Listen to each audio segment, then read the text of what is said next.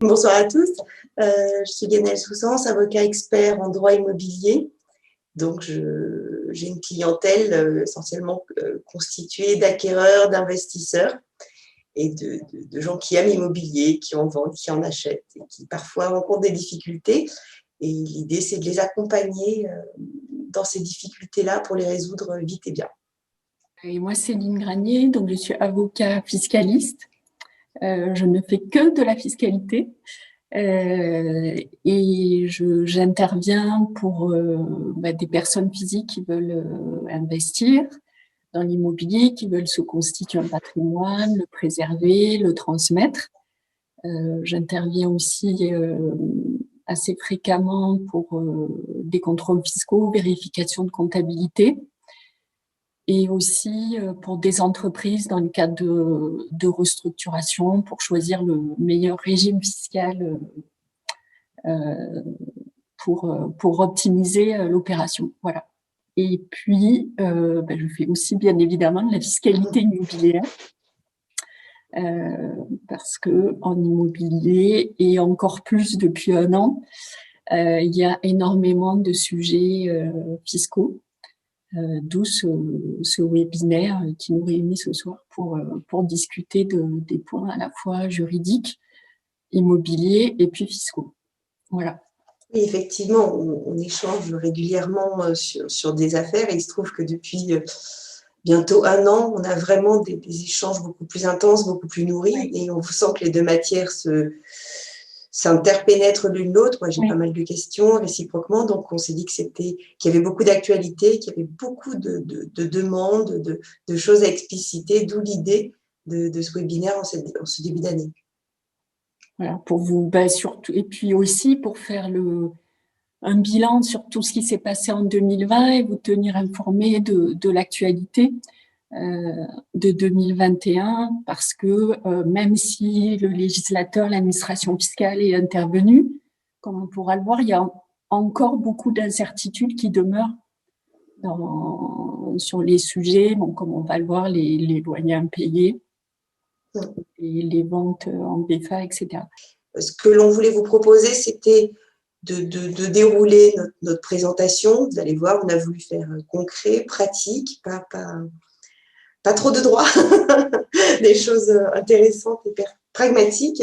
Et puis, on vous propose de garder pour la fin vos interrogations. Alors, peut-être vous pouvez les poser au fil de l'eau dans le chat, mais on se réservera un temps à la fin pour y répondre. Alors, premier écran sont vraiment des rappels assez simples, mais qui méritent, je trouve, à chaque fois d'être reformulés. Quand on achète une opération immobilière de défisc, on a souvent l'impression qu'on fait une opération. Mais en réalité, cette opération-là, elle se décompose en plusieurs opérations. D'abord, il y a une vente, ça c'est l'opération la plus évidente, un achat neuf, souvent en VFA. La VFA, c'est vente en état futur d'achèvement. C'est la dénomination juridique de ce qu'on appelle communément la vente sur plan. On peut aussi acheter de l'ancien à rénover. Il y a des dispositifs avec des avantages fiscaux, je pense à un dispositif de Normandie où on peut acheter de l'ancien, rénover. Et il y a également quelque chose qui est moins connu, qui est la pierre papier. C'est-à-dire que vous achetez des actions d'une société qui détient de l'immobilier. Et il y a du contentieux en ce moment parce que ces foncières-là rencontrent elles-mêmes des difficultés à récupérer les loyers de leurs locataires, qui sera la dernière partie de notre sujet de ce soir. Donc, première étape, la plus connue, c'est la vente.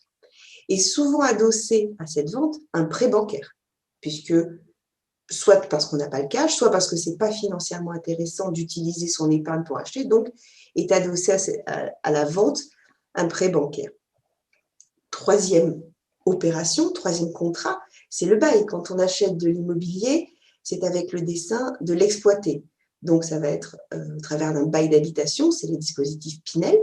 Donc, on va conclure un bail d'habitation avec un locataire, une personne physique. Les autres baux sont les baux commerciaux, c'est ce que l'on retrouve dans les dispositifs EHPAD, résidence de tourisme. Quand vous achetez dans une résidence hôtelière, dans un EHPAD, une résidence de tourisme, vous n'allez pas louer directement à un étudiant ou à un senior, vous allez louer votre chambre à un exploitant qui loue à tous les propriétaires, toutes les chambres. Et donc, c'est un mécanisme dans lequel on est un peu plus lié, un peu plus tenu avec l'exploitant. On pourrait ajouter comme acteur le gestionnaire, l'agence immobilière, notamment en partir de bail d'habitation, mais qui vient pour moi dans cette étape numéro 3, dans ce contrat numéro 3. Et quatrième, celui qu'on oublie très souvent, c'est la copropriété. Quand on achète dans un immeuble en copropriété, on devient copropriétaire, on doit payer des charges, on devrait participer aux assemblées générales de copropriété. Donc, voilà à grands traits le schéma juridique d'un investissement immo. Je laisse Céline vous dévoiler les dessous fiscaux. Alors, quelles sont les questions fiscales que l'on se pose, je dirais même que l'on doit se poser au moment d'un achat, d'un investissement immobilier? Alors, quels sont les objectifs recherchés? Alors, est-ce une réduction d'impôts? Est-ce qu'on est trop fiscalisé? Est-ce qu'on a besoin de revenus complémentaires? Est-ce que on décide de constituer un patrimoine?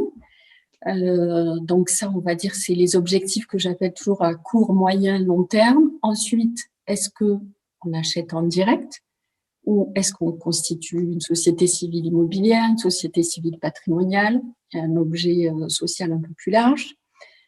Est-ce qu'on fait du Pinel? Est-ce qu'on fait une résidence-service, LMP, LMNP? Donc en fait, je dirais fiscalement, il faut se poser la question des objectifs qui sont poursuivis, pourquoi on achète, pourquoi faire, parce que ça va avoir un impact sur votre fiscalité immédiate et suivant que vous achetez pour obtenir un revenu complémentaire ou bien que ce soit pour constituer un patrimoine, la fiscalité, l'habillage juridique ne va pas être le même. Donc ça, ce sont des points qu'on développera tout à l'heure et sur lesquels on pourra échanger de manière plus détaillée. Ensuite, une question que l'on se pose fréquemment, c'est est-ce que quand je fais un achat immobilier, eh bien, est-ce que je dois payer la TVA? Alors, on paie la TVA que quand on achète en VFA, c'est-à-dire quand on achète du neuf. Voilà. Et ensuite, vous avez la possibilité d'opter pour la TVA, c'est-à-dire de collecter la TVA pour pouvoir en parallèle déduire la TVA que vous avez acquittée au moment de l'achat, mais vous pouvez le faire, cette possibilité d'option n'est offerte que pour les locaux professionnels. Voilà. Donc c'est ce qu'il y a à retenir. Voilà, donc les objectifs au moment de l'achat, pourquoi, comment, pourquoi faire, à court, moyen et long terme. Alors, on continue avec un sujet là dont on vient de parler et qui est très en vogue en ce moment. En fait, tout le monde a son LMNP, on va dire ça, parce que effectivement c'est assez avantageux. Le régime fiscal est assez favorable et puis surtout, ça permet de constituer un patrimoine en déclarant zéro parce que vous pouvez amortir une partie du bien immobilier. Mais à un moment donné, vous achetez un bien que vous louez en LMNP, 2 biens, 3 biens, etc. Et puis, vous dépassez les seuils, notamment le seuil de 23 000 euros de recettes par an. Et donc là, vous passez en loueur en meublé professionnel. Et l'intérêt majeur de ce régime est le fait que si vous réalisez un déficit, il va s'imputer sur votre revenu global.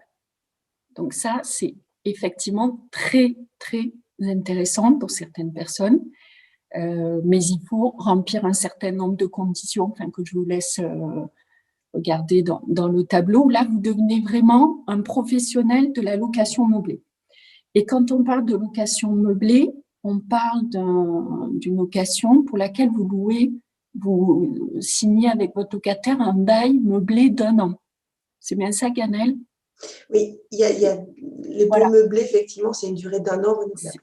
Voilà, c'est ça. Donc là, on ne parle pas du tout de la location saisonnière, Airbnb, etc. C'est pas du tout ça. Là, on parle de location meublée. Ensuite, si vous êtes loueur en meublé professionnel, et ça arrive plus vite des fois que prévu, vous avez droit à la revente, un régime fiscal de faveur pour les plus-values qui qui est plus avantageux. Vous êtes exonéré d'IFI, parce que c'est considéré comme professionnel, comme vous avez une activité professionnelle. Et la grosse nouveauté qui tend un peu à dévaloriser, on va dire, le régime de loueur en meublé professionnel, c'est que depuis le 1er janvier 2021, vous êtes soumis aux cotisations sociales. Donc ça, c'est un gros sujet. Et je pense que ça va sûrement dissuader certaines personnes, mais ensuite, on va dire que c'est du cas par cas. Donc voilà, un focus qu'on voulait vous faire sur la location meublée et les deux régimes, loueur meublé professionnel et non professionnel. L'autre sujet qu'on a voulu aborder, ce sont les difficultés que rencontrent les investisseurs. L'opération d'investissement, elle s'équilibre comme l'économie d'un foyer domestique avec des recettes d'un côté et des dépenses de l'autre. C'est-à-dire que les loyers associés à l'économie d'impôt et à l'effort d'épargne permettent de faire face au crédit bancaire, qui est souvent le plus gros poste, aux charges de copropriété, il peut y avoir également des réparations, etc. Quand tout ça est à l'équilibre, quand le montage d'origine suit son cours, qu'il n'y a pas d'incident, tout se passe bien. Et c'est souvent le cas d'ailleurs. Nous, les dossiers, chez moi, les dossiers viennent lorsque l'équilibre n'est plus là. Lorsqu'on a un déséquilibre financier, ça peut être provoqué par plein de choses. Ça peut être provoqué par l'inachèvement de l'immeuble, c'est-à-dire que le promoteur n'arrive pas à finir son programme. Ça peut être provoqué par un retard de livraison. Alors, en ce moment, les retards explosent en nombre et en importance. J'ai plusieurs dossiers avec plus d'1 an de retard, ce qui est assez rare. Là, on est vraiment dans une grosse explosion du retard de livraison. Ça peut être le cas aussi lorsque le locataire ne paye plus, ce sera notre point final. Ça peut être également le cas lorsque le locataire baisse le loyer. Vous allez me dire, comment le locataire peut décider de baisser le loyer? Eh bien, c'est ce qui arrive dans les résidences services. Je vous ai parlé tout à l'heure des exploitants. Eh bien, parfois, les exploitants peuvent imposer aux propriétaires des baisses de loyer par plusieurs biais juridiques. Quoi qu'il en soit, dès l'instant que les recettes attendues ne sont pas au rendez-vous, au moment où elles devaient arriver, l'investisseur doit compenser le déficit de recettes qu'il n'a pas. Parce que la banque, elle, par exemple, elle n'attendra pas. Si vous êtes en copropriété, même si votre locataire ne vous paye plus, vous devez faire face aux charges de la copropriété. Donc, tout ça pour vous dire que investir dans l'immobilier, ça suppose d'avoir peut-être une petite épargne, une épargne de précaution qui permettent de se dire, voilà, si j'ai plus de loyer ou si j'ai une baisse de loyer pendant quelques temps, que je dois mener un contentieux, par exemple, j'ai de quoi faire face financièrement et je ne vais pas me retrouver avec une saisie de la part de la banque, de la part de la copropriété, etc. Donc, une épargne de précaution toujours intéressante et toujours pertinente pour les investisseurs en immobilier. Un focus maintenant sur ce dont je viens de parler, qui est le retard de livraison au VFA. C'est vraiment un fléau. Qu'est-ce qu'on recommande aux acquéreurs lorsqu'ils sont dans cette situation? De se regrouper. Essayez par tous les moyens d'aller trouver d'autres acquéreurs. Parfois, les promoteurs organisent des réunions. Il faut se débrouiller. Il faut trouver des solutions pour essayer de rencontrer les autres acquéreurs et se regrouper pour mutualiser les frais, pour avoir plus de poids dans l'action qu'on mène contre le promoteur. Je ne vais pas dérouler chacun des items de cette slide, vous les avez à l'écran. Je vais insister sur l'indemnisation du retard de livraison. On peut commencer les démarches à l'égard du promoteur, les démarches amiables qui vont passer par une mise en demeure, donc c'est quand même moyennement amiable, mais avant d'entamer des démarches judiciaires et avant même la livraison, on peut déjà se rapprocher du promoteur, mettre la pression tout simplement, et plus on est nombreux, plus on aura de force, plus on aura de levier pour agir contre le promoteur. Sachez que ce sont des négociations qui sont extrêmement difficiles. C'est vraiment très compliqué d'obtenir quoi que ce soit d'un promoteur parce que les contrats de vente en VFA sont faits de telle sorte que non seulement le promoteur a des causes légitimes de décalage du délai de livraison, ce qui est normal, des intempéries, des faillites d'entreprise, etc. Mais il y a un second point que moi je trouve moins normal, c'est qu'il n'y a pas de pénalité automatique. C'est-à-dire que même si le retard n'est pas provoqué par une cause normale de retard qui justifie le retard et qui est prévu au contrat, eh bien, pour autant, le promoteur ne doit pas automatiquement indemniser les acquéreurs. Donc, cette bataille-là, il faut la mener et elle est parfois très compliquée. Autre point très intéressant, c'est la suspension du prêt bancaire. Quand le retard, quand l'inachèvement se prolonge, avant d'arriver au bout de son épargne de précaution, c'est une démarche judiciaire, ça se fait en quelques mois. Ça permet de geler le prêt sans intérêt. Et par contre, on continue de payer l'assurance du prêt parce qu'en cas de sinistre, il faudrait quand même être couvert. Je fais un focus ce soir sur ces 2 points. Il y en a d'autres que je vais moins développer, mais qui sont à l'écran et sur lesquels on pourra revenir ultérieurement. Plein feu maintenant sur les préjudices qui sont indemnisables. Alors, le préjudice principal, c'est la perte des loyers. Quand l'appartement que vous attendiez dans le cadre de votre investissement ne vous est pas livré, concrètement, vous ne pouvez pas le donner en location. Donc, très concrètement, les loyers que vous en attendiez ne rentrent pas. Donc, ça, c'est un préjudice indemnisable. Le sont également les intérêts d'emprunt, puisque la durée de votre emprunt risque d'être rallongée de la durée du retard. Ça génère des intérêts supplémentaires. Avant d'entrer en période d'amortissement, là, on est généralement encore dans la période de préfinancement. C'est là où on paye des intérêts. Parfois, on les paye tous les mois. Parfois, ils viennent se cumuler. En tout cas, ils constituent un préjudice qui est directement la conséquence du retard et dont on peut demander au promoteur qui vous le rembourse dans des proportions à négocier. L'assurance emprunteur, vous l'aurez compris, c'est le même schéma. Ce que l'on perd ici parfois, c'est l'avantage fiscal. Là, Céline va nous donner des informations très importantes à propos de ça, sur comment ne pas perdre cet avantage fiscal malgré le retard de livraison.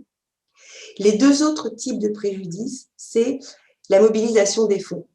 En droit, on va dire c'est la perte de chance de réaliser un meilleur investissement. Ça veut dire que j'achète un appartement Pinel dans une jolie région de France, disons à Bordeaux, par hasard. J'achète à Bordeaux, ma région d'origine, pour ça qu'on sourit. J'achète un joli appartement Pinel. Malheureusement, et j'utilise pour ça toute ma capacité d'emprunt. J'ai déjà, par exemple, le prêt de ma résidence principale, je réalise mon premier investissement. Je suis un jeune couple avec 2 salaires. Je mobilise toute ma capacité d'emprunt pour acheter cet appartement. Mais il ne m'est pas livré. J'ai 1 an, 2 ans de retard. Donc, en raison de ce retard, je perds la chance d'avoir pu réaliser un meilleur investissement, un investissement qui m'aurait été livré plus tôt, puisque j'ai mobilisé toutes mes capacités d'emprunt. Ça s'indemnise aussi le préjudice moral. Alors, il ne faut pas rêver, dans notre tradition judiciaire, on n'obtient pas des milliers d'euros comme ça. Alors, des milliers d'euros, oui, des dizaines de milliers d'euros, beaucoup plus difficilement. C'est pas du tout. On n'a pas un système à l'américaine où le promoteur est puni d'avoir maltraité ses clients, de s'être mal comporté. C'est souvent ce qu'il fait, mais l'indemnisation, elle est cantonnée par les juges qui ne sont pas très généreux sur ces sujets-là. Donc, d'où encore ici l'intérêt d'agir à plusieurs. C'est plus intéressant d'initier un contentieux quand on est 5-6 que d'aller tout seul chercher une indemnisation dont on sait d'avance qu'elle ne sera pas spectaculaire. Alors, le petit point de Céline sur la perte de l'avantage fiscal. Donc, quelles sont les solutions fiscales quand il y a un retard de livraison, c'est-à-dire pour ne pas perdre l'avantage fiscal, la réduction d'impôts, pour respecter ses engagements de location, etc. Attends, juste un instant, je crois qu'il faut préciser que oui. Sous ton contrôle, l'acquéreur a un délai, enfin, il y a un délai à respecter entre la signature, Voilà, un délai de 30 mois entre la signature du contrat et la livraison du bien. Donc, si ce délai de 30 mois n'est pas respecté, ou si on sent que il y a un événement, là en l'espèce, il y avait une interdiction de circulation, donc si on pressent, on a tous les éléments de preuve pour pouvoir démontrer à l'administration fiscale que l'on est devant un cas de force majeure qui rendra ce délai impossible à maintenir, eh bien, on va faire ce qu'on appelle un rescrit fiscal. Donc ça, pour ceux qui nous ont déjà suivis dans d'autres conférences, etc., on en parle assez souvent. parce que c'est quelque chose qui fonctionne bien et l'administration aime aussi ce genre de choses. Voilà, parce que ça veut dire que le contribuable va aller vers elle et va l'interroger pour lui dire, ben voilà, j'ai un problème dans ce projet de VFA. Et là, en l'espèce, ça a été publié en 2018. Donc celui-là concerne vraiment le VFA pour un investissement Pinel. Et l'administration fiscale a dit, je vous accorde un délai supplémentaire de 6 mois parce que il y a bien un cas de force majeure. Donc, en fait, l'opération est sécurisée. Et en l'espèce, le contribuable a pu mener à bien l'opération et il n'a pas perdu l'avantage fiscal.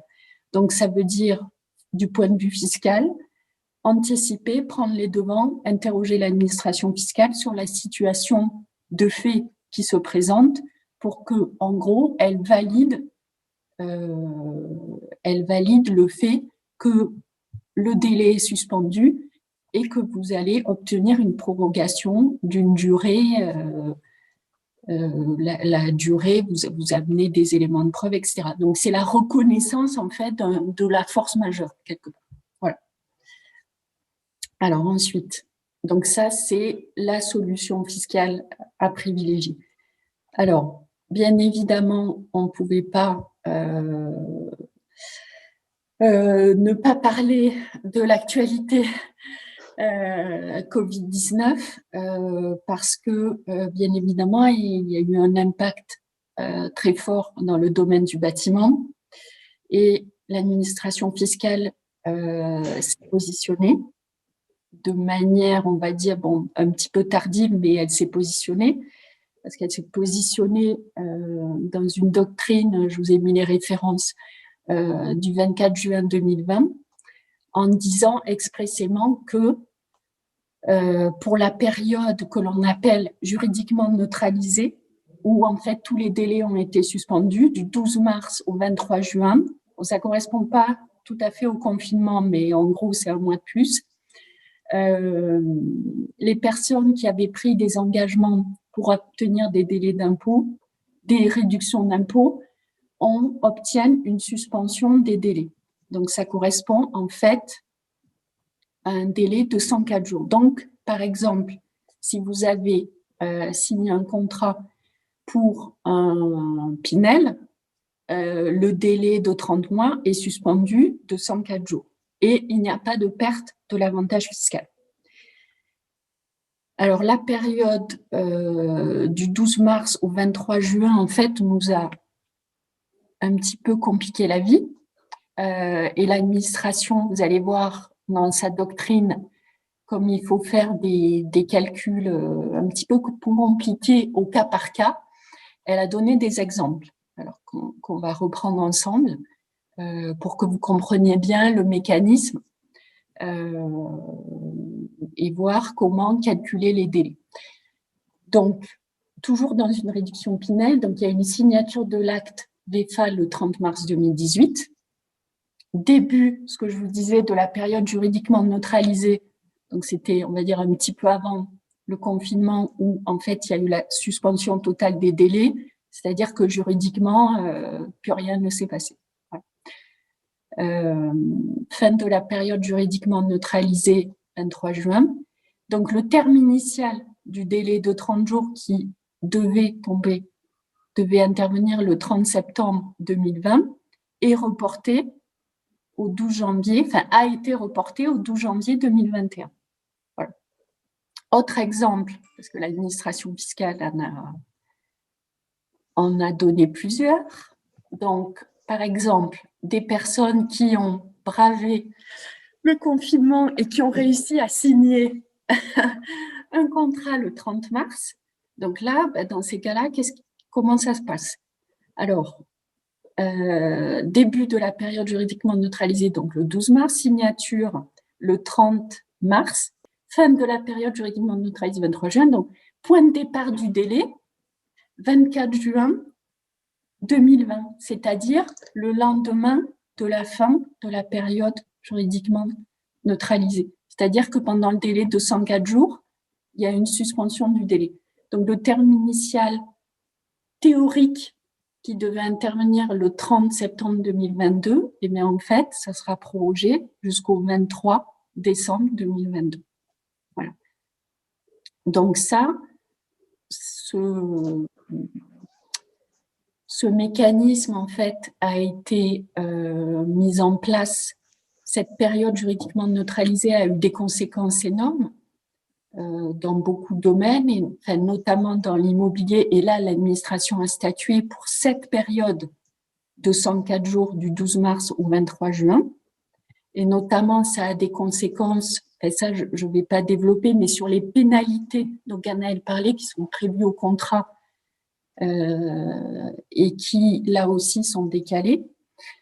Mais à ce jour, en fait, on n'est pas dans une période, même s'il y a un confinement, etc., il y a à nouveau des retards, mais là, le législateur n'a pas prévu une période juridiquement neutralisée. Donc, de nouveau, il y a des retards et on n'a pas de suspension de délai. Voilà. On en a eu jusqu'au 23 juin de manière générale et on va dire dans toutes les matières, hormis, ça va vous faire sourire pour les contrôles fiscaux, la période a été prorogée jusqu'au 23 août, voilà, mais ils ont repris depuis. Mais là, à ce jour, cette période-là a été traitée. Donc, en fait, si vous avez signé un contrat de VFA pendant le confinement et cette période de 104 jours, du coup, délai reparti à compter du 24 juin. Mais à ce jour, il y a à nouveau des délais, des retards, etc., parce qu'il y a des personnes malades, voilà. Mais on n'est pas dans une période de neutralité, de suspension de délai. Voilà. Donc ça, c'est important et c'est un point, on voulait vraiment attirer votre attention là-dessus, parce que c'est un élément à prendre en compte si vous achetez en VFA notamment. Voilà. Oui, parce que la période neutralisée, elle couvre 3 mois et je vous ai dit tout à l'heure que les retards que l'on constate actuellement, ça va bien au-delà des 3 mois. Et quand on a un retard de livraison, il y a 2 volets à gérer. Il y a mes relations avec le promoteur, comment je négocie avec lui l'indemnisation, les pénalités, etc. Et il y a aussi mon volet avec l'administration fiscale, comment j'agis, je réagis pour ne pas perdre le bénéfice. Voilà. D'où l'intérêt, par exemple, Yannette m'avait interrogé sur un dossier et un rescrit avait été demandé. Bon, la réponse est arrivée pendant le confinement, mais l'administration fiscale a accepté de proroger le délai et de suspendre. Voilà. Elle a accepté, elle a donné un nouveau délai maximum au promoteur. Donc, on croise les doigts pour qu'il tienne ce délai. Je ne sais pas ce qu'il arriverait si jamais il ne le tenait pas. Je ne sais pas si un deuxième rescrit est possible. Pourquoi pas? Pourquoi pas? Des circonstances qui le justifient. Pourquoi pas? Et en tout cas, si le promoteur ne respecte pas ce nouveau délai et si on ne peut pas obtenir une deuxième prorogation auprès de l'administration fiscale, là, sa responsabilité, pour moi, sera engagée et on pourra aller chercher une indemnisation. Voilà. Donc ça, c'était un élément sur lequel on voulait attirer votre attention. Parce qu'il y a vraiment beaucoup d'actualités, beaucoup de questions sur le sujet, beaucoup d'inquiétudes. Ça change tout quand on a acheté dans le cadre d'un dispositif qui donne un avantage fiscal et qu'on doit soit complètement repenser son investissement parce que ce n'est pas du tout ce qu'on avait imaginé, soit essayer de le sauver tant qu'il est encore temps. Voilà, tout à fait. Alors, on continue et on va passer sur un sujet qui est aussi d'actualité, mais d'abord avec un volet juridique. Oui, l'autre volet un peu difficile dans cette période, et je pense que ça ne va malheureusement pas aller en s'arrangeant, c'est le problème des loyers impayés. Je vous ai parlé au début des baux commerciaux et des baux d'habitation. Quel que soit le domaine, on constate une recrudescence des impayés. Pour ce qui est des baux commerciaux, c'est une évidence, on voit tous les restaurants fermés, les bars fermés, on voit des commerçants qui souffrent. Donc, par ricochet, les bailleurs sont affectés par ces difficultés de paiement des loyers. Il y a eu l'année dernière un dispositif qui permettait la suspension des loyers, mais on ne peut pas envisager en France une loi qui interdirait à un bailleur de percevoir ses loyers. Ce serait, à mon avis, une atteinte au droit de propriété qui n'est pas envisageable. Et puis, si on comprend les difficultés des locataires, des restaurateurs évidemment, on peut imaginer aussi la difficulté du propriétaire, du bailleur, qui lui doit faire face au remboursement d'un prêt immobilier. C'est peut-être un bien qui lui sert, des loyers qui lui servent pour compléter une retraite. Souvent, les commerçants sont propriétaires de leurs locaux et quand ils prennent leur retraite, ils les louent. Donc, vous imaginez s'ils perdent les loyers. La situation est très difficile dans les deux cas. Il y a déjà un peu de jurisprudence. Alors, devant le juge des référés, les décisions que j'ai trouvées sont très clémentes à l'égard des locataires. Aucun propriétaire, dans les décisions que j'ai trouvées, n'a réussi, parce que ce serait réussir, n'a fait condamner son locataire et n'a obtenu notamment la résiliation du bail. Parce que quand un loyer est impayé, ce que l'on va chercher, c'est la résiliation du bail, ça veut dire la fin du bail. On récupère son local et on met en place un autre locataire. Je ne suis pas du tout sûre qu'en ce moment, ce soit la bonne démarche. Parce que, d'abord, c'est la mort du commerce. Si le locataire perd son fonds, perd son bail, il perd son fonds.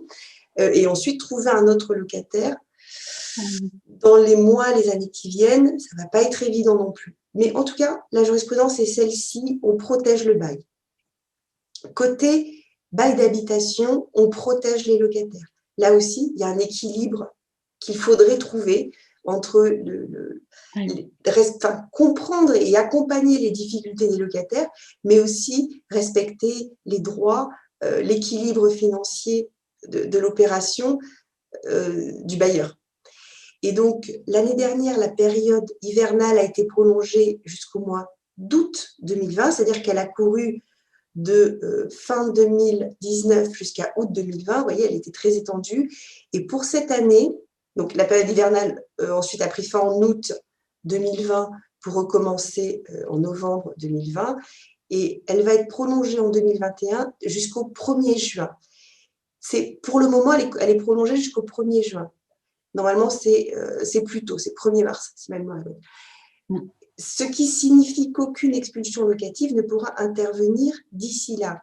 En revanche, si on est en situation de loyer impayé dans un bail d'habitation, rien n'empêche de saisir le juge. On peut commencer la procédure pendant la trêve hivernale. On peut commencer la procédure, on peut aller jusqu'au bout et on verra ensuite si on fait pratiquer ou pas l'expulsion par un huissier, quand est-ce qu'on pourra le faire. Alors, quand on a des locataires qui sont vraiment en très grande difficulté, quand c'est un commerçant, il peut partir en redressement ou en liquidation judiciaire. Et ce n'est pas simple pour le propriétaire de récupérer ses fonds. Et le même risque existe quand on a un locataire qui est une personne physique, un particulier. Les particuliers ont la possibilité d'accéder à une procédure de surendettement. Et dans les cas où ils n'ont aucune chance, aucun patrimoine personnel, aucune ressource suffisante, ça peut aboutir à l'effacement de la dette. J'ai eu des dossiers dans lesquels la dette locative a été totalement effacée, on n'a rien pu faire. Donc, j'ai parlé d'une épargne de précaution au début, elle peut être intéressante là aussi. Voyons, l'expulsion locative, elle est retardée dans le temps, ça veut dire qu'on garde dans les locaux un locataire qui ne paye pas et sa dette risque d'être effacée. Donc, là aussi, une situation complexe pour le bailleur. Un peu de secours sur les cautions. Attention à leurs conditions de mise en œuvre, c'est prévu dans le contrat de bail, il faut être très vigilant. En matière de bail commercial, très souvent, le dirigeant est caution des engagements de son entreprise. Donc, ce peut être un levier pour récupérer tout ou partie des loyers qui n'ont pas été payés. Et en matière de bail d'habitation, on doit normalement, quand on a un locataire personne physique, avoir une caution. La caution ici, c'est une autre personne physique qui se porte garant du paiement du loyer. Ça veut dire que si le locataire ne paye pas, c'est son garant qui va devoir payer à sa place. Donc, quand on loue à un particulier, on prend une caution ou bien on prend une garantie des loyers impayés, une assurance ou la garantie visale. Juste un petit point d'attention, sur ces garanties des loyers impayés. Elles sont fournies par des assureurs, elles sont payantes, c'est normal, c'est un pourcentage du loyer, 3-5% environ. Le locataire qui entre dans les lieux doit absolument respecter les critères fixés par l'assureur. Parce que l'assureur, il ne va pas vous le dire tout de suite. Mais l'assureur, au moment où vous lui déclarez le sinistre, quand vous allez lui dire « Mon locataire ne me paye pas, il me doit 2-3 mois de loyer, monsieur l'assureur, indemnisez-moi ». L'assureur va vous dire « Ah, attendez, d'abord, montrez-moi le dossier du locataire ». Et si votre locataire ne gagne pas 3 ou 4 fois le montant en salaire, le montant du loyer, s'il ne remplit pas, autrement dit, les critères prévus par l'assureur ne va vous verser aucune indemnité. Vous aurez payé des primes pour rien et vous n'aurez aucune garantie. Donc, l'assurance, la garantie de loyer impayé, c'est un très bon mécanisme, mais attention à choisir un locataire qui remplit très exactement tous les critères fixés par l'assureur. Et au moment où vous en avez besoin, attention, il y a souvent des délais à respecter, il ne faut pas laisser filer les choses, donc, et il faut réagir vite pour remplir tous les critères fixés par l'assureur et être sûr d'avoir sa garantie. L'actualité fiscale, on va dire, sur les loyers impayés. Alors, le fameux crédit d'impôt bailleur, dont on a beaucoup parlé, et qui a finalement été voté dans la loi de finances pour 2021. Alors, il ne concerne que les baux commerciaux, pas les baux d'habitation. Le bailleur peut être une personne physique, donc qui reçoit des loyers qui sont imposés aux revenus fonciers, ou une société qui va payer de l'IS sur ses loyers. Et les loyers concernés sont les loyers hors taxes, hors charges, échus, c'est-à-dire dus, au titre du mois de novembre 2020, et qui seront abandonnés au plus tard au 31 décembre 2021. Alors, ce crédit d'impôt est de 50% des sommes abandonnées. Donc, on va dire, vous avez vous êtes bailleur vous avez signé un bail commercial, votre locataire vous paye 2 000 € hors taxe, hors charge par mois. Donc, le crédit d'impôt sera de 1 000 €. Donc, comme c'est un crédit d'impôt, il est imputable sur l'impôt à payer. Et s'il n'y a pas d'impôt à payer, ça veut dire que vous aurez une créance vis-à-vis du Trésor qui vous sera remboursée. Bien évidemment, un formulaire devrait être rempli, que nous n'avons pas encore, et qui devrait être déposé avec la déclaration de résultat. Donc, ça veut dire que si vous abandonnez un loyer en 2021, vous le déposerez en 2022 avec votre déclaration de revenus. Voilà. Donc, en gros, vous perdez un an, quoi. Voilà. Donc ça, bien se rappeler que ce formulaire et la demande doit être faite en même temps que le dépôt de la déclaration de revenus, c'est-à-dire en N-1. Il y a une foire aux questions qui a été mise en place par rapport à cette mesure et tout ce qui concerne les loyers impayés. Et par exemple, pour l'instant, on n'a pas de réponse sur la question suivante. Vous avez un locataire qui vous a payé tous les loyers, octobre, novembre, décembre 2020, et il vous réclame le bénéfice de ce crédit d'impôt. Donc, en fait, comment vous faites? Est-ce que vous faites un avoir sur 2021, etc. Donc, il y a encore des sujets qui sont pas, des questions qui sont pas réglées par rapport à ce sujet. Mais bon, l'administration fiscale va pas tarder à se prononcer là-dessus. Mais en gros, ce qu'il faut savoir ensuite, c'est que le locataire, en gros, doit remplir les conditions d'un locataire qui bénéficie du fonds de solidarité. Voilà. Après, on ne va pas rentrer dans les détails du secteur 1, secteur 2, etc. Mais en gros, ce sont ces locataires-là. Ensuite, là, il y a eu déjà des mesures qui ont été prises et qu'on appelait aussi, parce que tout ça, c'est le vocabulaire juridique, ça s'appelle un abandon de loyer. Donc, il y avait déjà des mesures qui avaient été prises dans une des 3 lois de finances pour 2020 qui concernaient les abandons de loyer. Donc ça, cette mesure, elle a été prorogée concernant les abandons de loyer entre avril 2021 et le 30 juin 2021. Et ce qui a été décidé et voté pour avantager le bailleur, c'est que si vous êtes bailleur revenu foncier, donc les abandons de créances de loyer ne seront pas imposables. Et si vous êtes une société imposée en BIC à l'IS, ils seront intégralement déductibles. Mais attention, il y a une condition. Bon, le locataire doit aussi être impacté par la crise du Covid, fermeture administrative, etc. Donc, les conditions pour le locataire sont assez strictes et correspondent en gros au fonds de solidarité. Et le locataire ne doit pas avoir de lien de dépendance avec le bailleur. Voilà, parce que sinon, après, on va rentrer dans un autre régime fiscal que je vous épargne, mais c'est tout à fait différent. Voilà. Et ensuite, l'actualité en matière immobilière dans la loi de finances pour 2021, donc c'est bien évidemment la prorogation du dispositif Pinel pour les investissements qui seront réalisés jusqu'au 31 décembre 2024, qui devait cesser au 31/12/2021, donc il a été prorogé de 3 ans. Voilà. Et ensuite, la création d'un abattement exceptionnel sur les plus-values immobilières qui seront réalisées pour la cession de biens dans un périmètre, en gros, de revitalisation du territoire. Ça veut dire, en gros, sur les centres-villes qui ont été complètement désertifiés. Je ne sais pas si c'est français, mais voilà. Et ensuite, une grande opération d'urbanisme. Donc, ça aussi à préciser. Donc, ce qui veut dire en gros que si vous avez une maison, je ne sais pas moi, dans une banlieue parisienne que vous cédez à un organisme qui va procéder à une telle opération, vous avez 70% de la plus-value qui est exonérée. Voilà. Donc, cet abattement ressemble beaucoup à l'abattement qui existe quand vous vendez un bien immobilier à un promoteur qui va construire des logements sociaux, où là, vous bénéficiez d'une exonération de la plus-value de 70, qui peut aller jusqu'à 85%.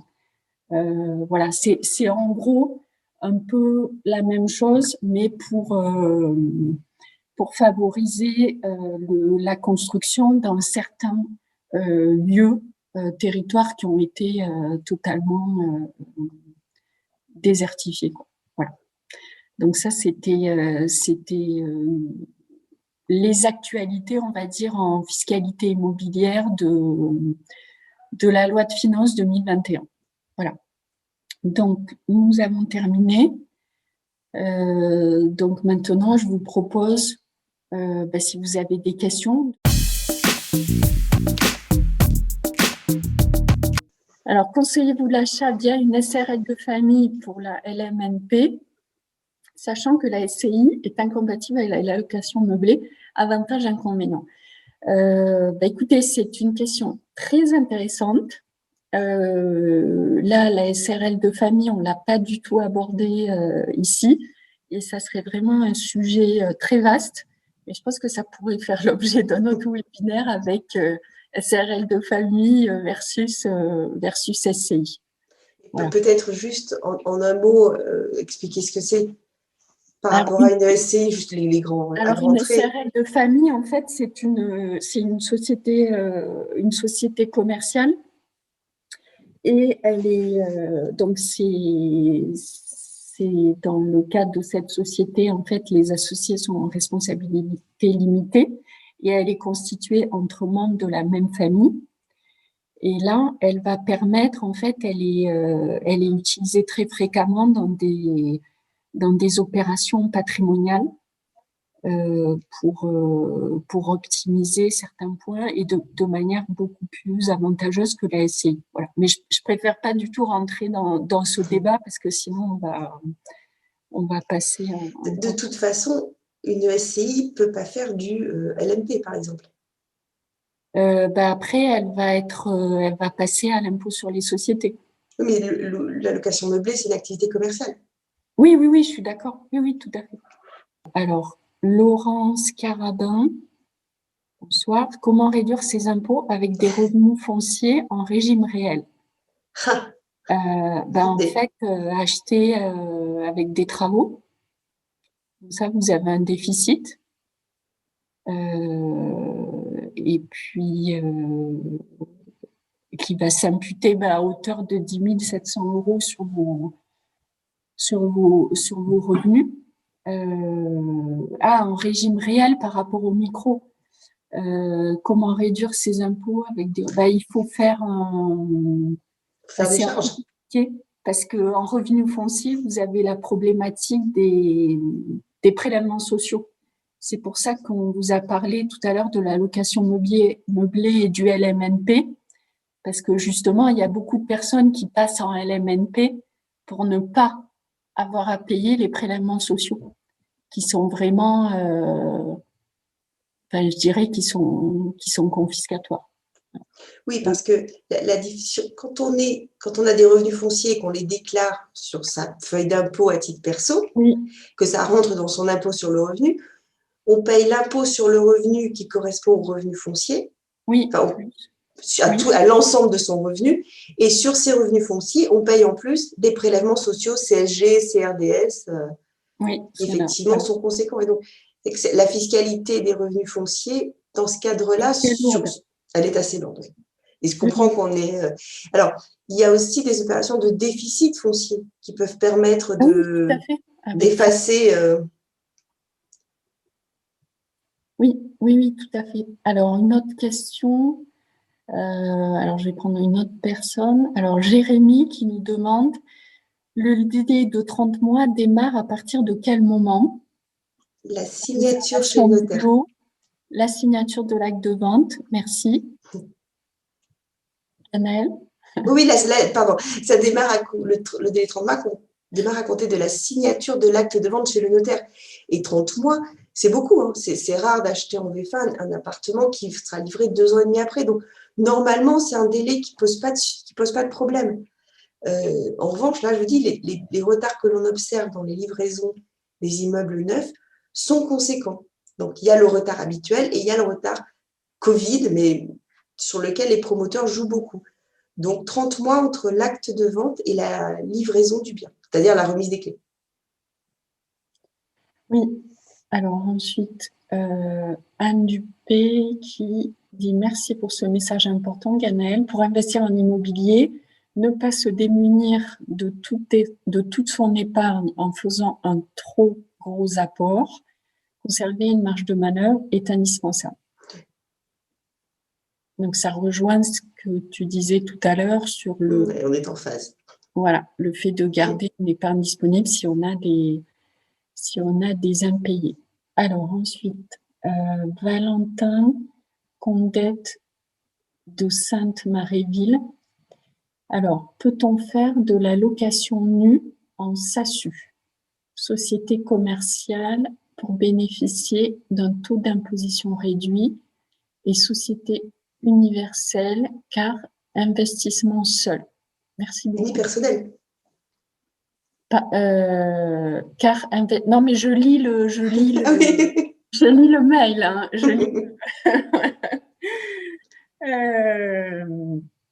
alors, pourquoi faire de la location nue en SASU? Parce qu'en fait, une SASU, c'est une société commerciale et la location nue, en fait, c'est une activité civile. En fait, quel serait l'intérêt?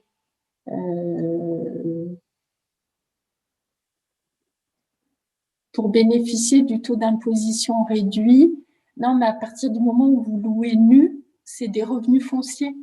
Donc en fait, après, vous allez passer à la rigueur en société civile immobilière à l'impôt sur le revenu. Bon, je dis peut-être une bêtise parce que Non, j'ai le même. Je suis pas, enfin, je vois pas. Moi, je ferai de la location meublée, enfin, d'une SASU, ça n'a pas trop d'intérêt. Je sais pas, vous avez peut-être déjà Valentin, vous avez peut-être déjà une SASU et vous voulez élargir l'objet social? Pardon, merci beaucoup. Vous m'entendez ou? Oui, très bien. Oui, oui, oui. Merci beaucoup pour votre retour. Non, en fait, ma question, c'était que, effectivement, je souhaite investir via ma SASU. C'est ça, Et d'accord. voilà, exactement. Et en fait, via une SCI, ça aurait pas été rentable parce que l'imposition est vraiment élevée. Alors que je comprends qu'avec une société commerciale, on peut bénéficier d'un taux de, je crois, de 15% sur les loyers qui remonteraient vers la société. Oui. Et je pensais à une société unipersonnelle, donc pas une autre forme de société commerciale, parce que je suis tout seul propriétaire de la société. Alors, comme le dit Salim Serraj, donc une SASU qui opterait à l'impôt sur le revenu. Donc ça, c'est À l'impôt sur les possible. À l'impôt sociétés. sur les sociétés. Voilà, À l'impôt l'impôt sur les sur le sociétés. revenu, pardon, décidément, c'est un problème de vue. Donc ça, c'est possible, mais si votre société existe déjà et si elle a une autre activité par ailleurs, ça, c'est pas possible. Mais après, vous pouvez très bien vous servir de la SASU pour constituer une autre société et que la SASU investisse si elle a du cash dans notre société. C'est ça. Peut-être de constituer avec la SASU une SCI. Oui, c'est ça. Et dans laquelle la SASU serait associée. Bon, après, et la SCI va être à l'IS. Oui, tout à fait. Et bon, après, tout dépend aussi. Alors moi, je suis pas à tout prix partisane de la SCI, voilà, parce qu'une SCI, quand ça fonctionne bien, qu'elle soit à l'impôt sur le revenu ou à l'IS. Bon, à l'IS, c'est pire. Quand tout va bien, il n'y a pas de problème. Mais dès qu'on veut sortir un bien, ça coûte cher. Dès qu'il y a une mésentente entre associés, ça coûte cher.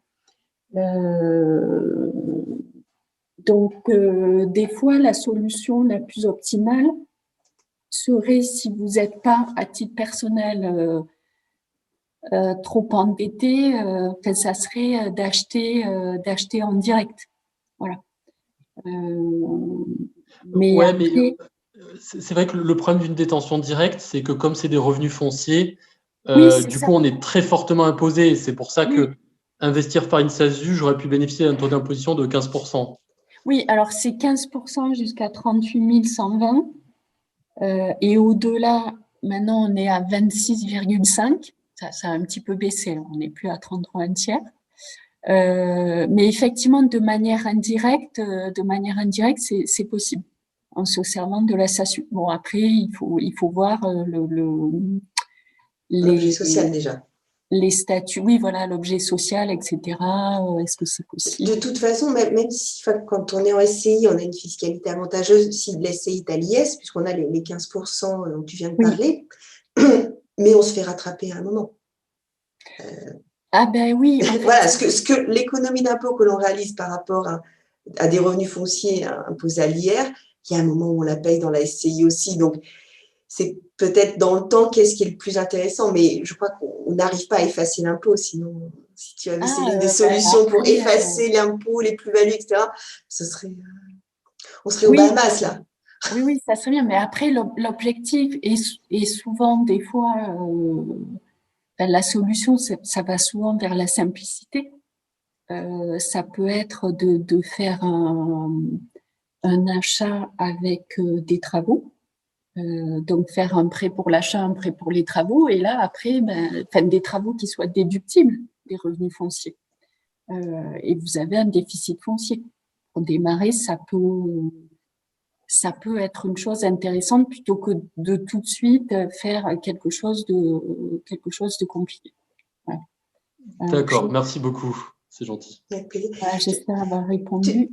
Tu as parlé de travaux, ça me faisait penser à la TVA. On a parlé, donc quand on achète en VFA dans le neuf, on achète avec de la TVA. Donc, c'est aussi pour ça que le neuf, c'est plus cher que l'ancien. Il y a 20% de TVA. Oui. Et quand ensuite on loue au titre d'un bail d'habitation, c'est une TVA qu'on ne récupère pas. Non, après, oui, tout à fait. Après, on peut faire une option pour récupérer la TVA qu'on a payée au moment de l'investissement. Mais sur la TVA, on ne peut la collecter que sur des locaux professionnels, pas sur des locaux d'habitation. Alors, je regarde les questions. Alors, Sylvain Chauvigny-Schaeffer qui nous dit la règle d'or en immobilier, avoir de la trésorerie. Tout à fait. Ah, ce sera le mot du jour. Et Anne Dupé qui nous dit IS, puis flat tax sur les dividendes. Oui, effectivement. Après, quand on veut sortir de l'argent par exemple, d'une SASU, vous distribuez des dividendes et vous avez la flat tax. Mais bon, la flat tax, ça reste quand même, si vous êtes imposé au-dessus du seuil de 30%, intéressant parce que ça couvre à hauteur de 12,8 l'impôt sur le revenu et de 17,2 les prélèvements sociaux. Enfin, moi, je le vois dans ce sens-là. Voilà. Après, c'est vrai que ça veut dire aussi double imposition quelque part. Voilà. Tu me permets juste d'intervenir, c'était effectivement la notion de 15%, si on reste sur le premier barème d'imposition, ah oui, plus 12,8, plus 17,2. Oui. Mais bon, après, il y a une partie de la CSG qui est déductible en N+1, donc ça peut être toujours intéressant. Mais effectivement, pour un investissement immobilier, à partir du moment où on veut passer par une structure et si on veut pas investir en direct, bon, bien évidemment, il y a des solutions. On l'a vu tout à l'heure, il y a la SRL de famille, on peut le faire de manière indirecte via une société commerciale. Mais ce qui est surtout important, c'est ce que je dis toujours et je pense que beaucoup vont se reconnaître dans mon discours, c'est de faire du sur-mesure et de s'adapter à la situation de la personne. Parce que c'est pas la peine de, entre guillemets, vendre une SCI à l'IS à quelqu'un qui va déménager à l'étranger dans 3 ans. Donc, ça n'a pas d'intérêt. Voilà. Donc moi, c'est plutôt comme ça que je vois les choses. Donc, tu as raison, il faut faire un audit global pour connaître la raison. Ouais. Est-ce qu'il nous reste des questions? Alors, je regarde. Alors, hop, discussion. Alors, alors Virginie Bray qui nous dit merci beaucoup, je dois vous laisser. Bonne soirée. Avec plaisir, bonne soirée. Voilà. Alors,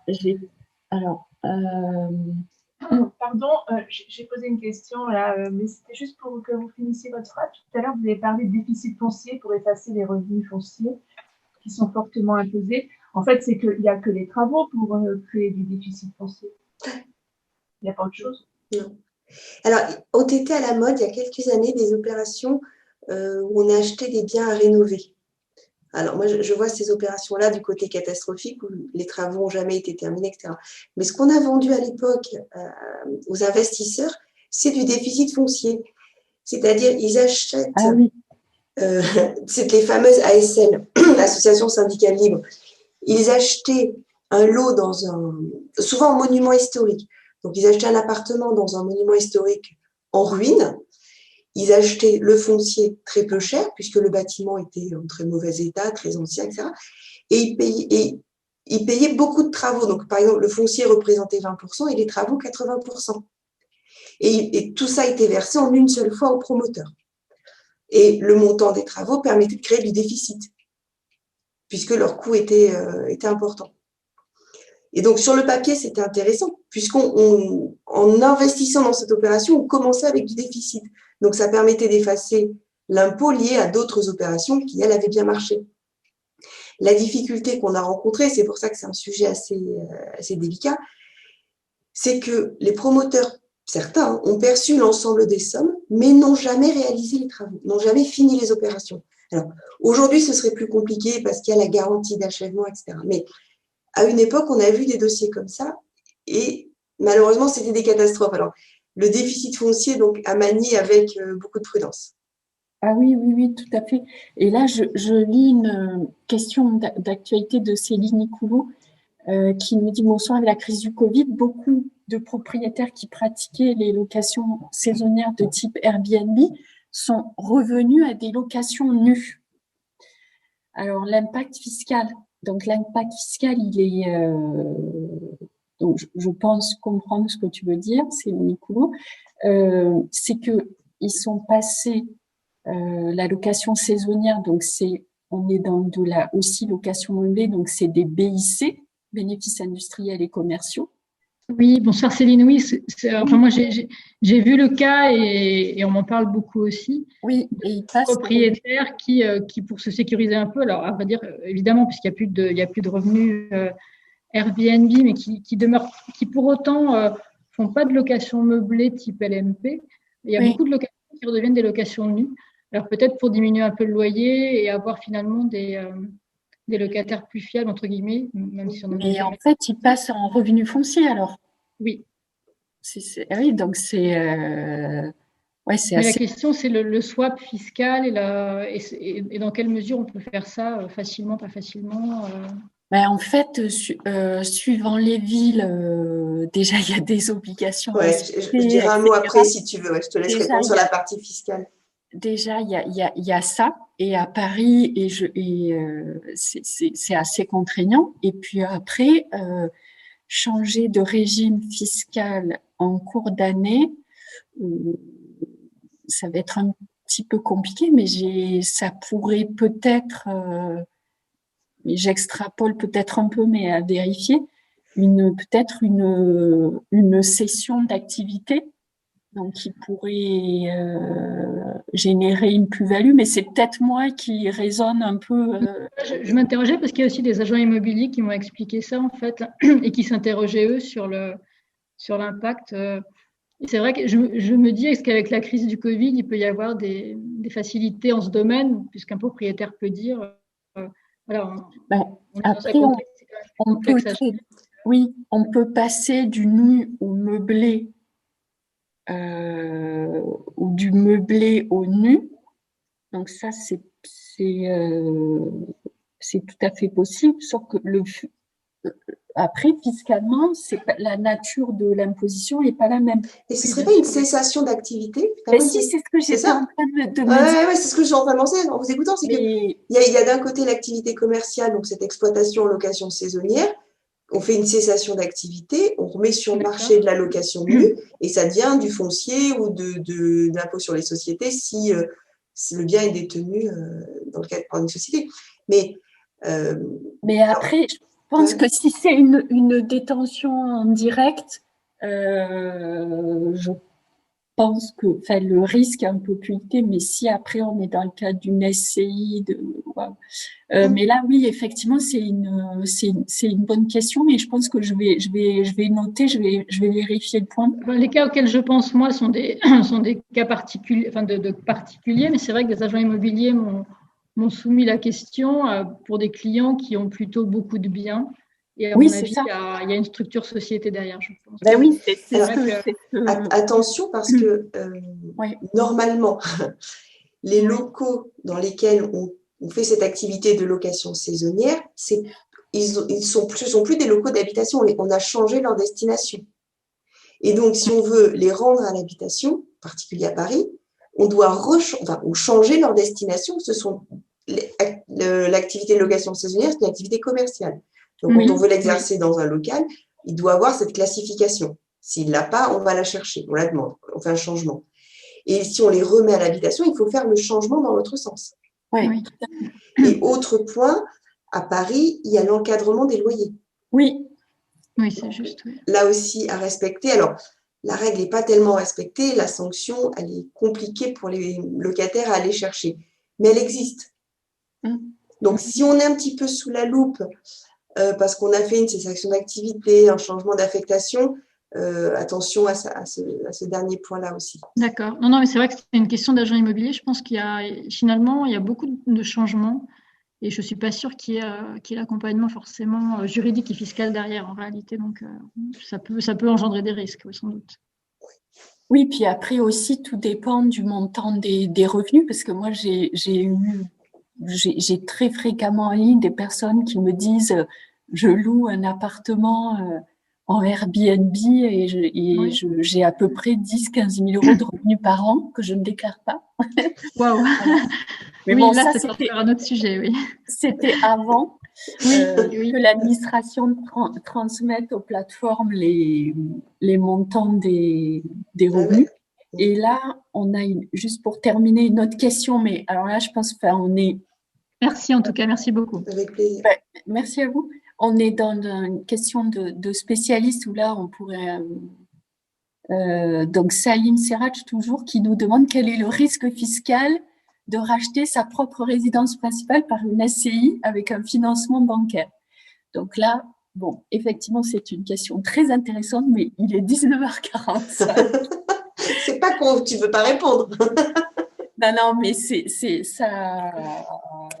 Peut-être juste pour en un mot, quel est l'intérêt d'une telle opération pour ceux qui découvrent cette possibilité? Après, non, mais il y a un effet de levier fiscal, mais il y a des questions par rapport à la plus-value. Et puis moi, je pense tout de suite à l'IFI, c'est que ne mettez jamais votre résidence principale dans une SCI. Voilà. Pour quelle raison? Parce qu'on perd l'abattement de 30%. D'accord. Donc, ça, c'est à ne pas faire. Et pour mémoire, les seuils de l'IFI? 1,3 million net. Ça veut dire la valeur patrimoniale moins les emprunts en cours. Moins le passif. 1,3 million d'actifs nets. Voilà. Or, ce que tu as dit tout à l'heure, hors actifs professionnels. Ah oui, bien sûr. Par exemple, si vous détenez un actif immobilier pour l'exercice de votre activité professionnelle, etc., là, il ne va pas rentrer dans le patrimoine taxable, mais l'IFI, l'ISF qui est devenu l'IFI en 2018, a complexifié en fait la manière dont on détermine les valorisations des SCI en prenant en compte un ratio immobilier, etc. On pourra reparler de l'IFI une autre fois, mais c'est un peu un sujet compliqué. Donc après, moi, racheter sa résidence principale par une SCI, on peut en discuter, mais il faut aimer les risques. Voilà. Voilà. Je pense que nous arrivons au terme de ce webinaire. Alors, je regarde s'il y a encore des questions. Dernière question sur les avantages fiscaux du LMNP. Il risque pas d'être mis en cause là dans les années à venir? Enfin, vous pouvez pas savoir. Non, mais le LMNP, ça fait 5 ans qu'il doit disparaître et il est toujours là. Donc, je crois, sur une touche un peu politique, ce système a permis aux exploitants d'EHPAD, de résidences de tourisme, alors c'est Corian, c'est Pierre et Vacances, etc., leur a permis de faire réaliser par des particuliers les investissements immobiliers qu'ils se sont dispensés eux de faire. Donc c'est un mécanisme qui, à mon avis, leur est très précieux et qui, pour cette raison, je pense qu'il y a un fort lobbying pour le maintenir. Pour les étudiants aussi. Pour les résidences étudiantes, exactement. Ouais, aussi. Bien sûr, c'est le même mécanisme. Bon, après, il y a aujourd'hui le fait que les loueurs en meublé professionnels soient soumis à cotisation sociale.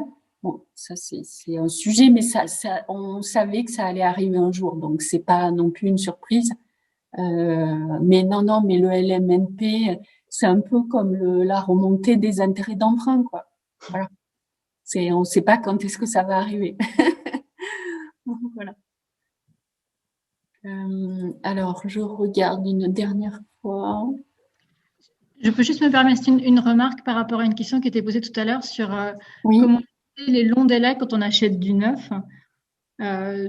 De l'expérience que j'ai, en fait, il y a quelques partenaires. Alors évidemment, toujours prendre la précaution de travailler avec des personnes, des promoteurs de qualité qui ont pignon sur rue, mais il y a parfois des retours de l'eau quand certains acheteurs n'ont pas obtenu leur financement. Donc ça permet parfois il y a une espèce de marché secondaire en fait qui permet de pouvoir acquérir son délai entre guillemets. Bon, ça c'est. Oui.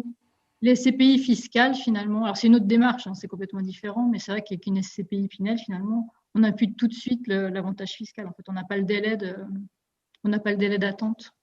Oui. C'est une autre solution, mais évidemment, c'est pas du tout la même démarche puisqu'on n'est pas propriétaire en direct. Oui, tout à fait. Parfait.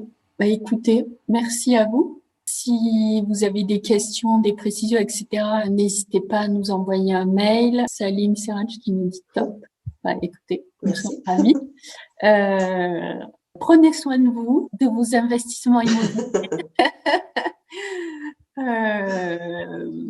Merci de votre participation active. Oui. Et puis, peut-être rendez-vous dans quelques mois pour une autre actualité fiscale. Voilà. Parce qu'on ne sait pas. On est un peu dans Il devrait y en avoir, on ne s'ennuie pas. Oui, voilà, on ne s'ennuie pas. Très bonne soirée à vous tous.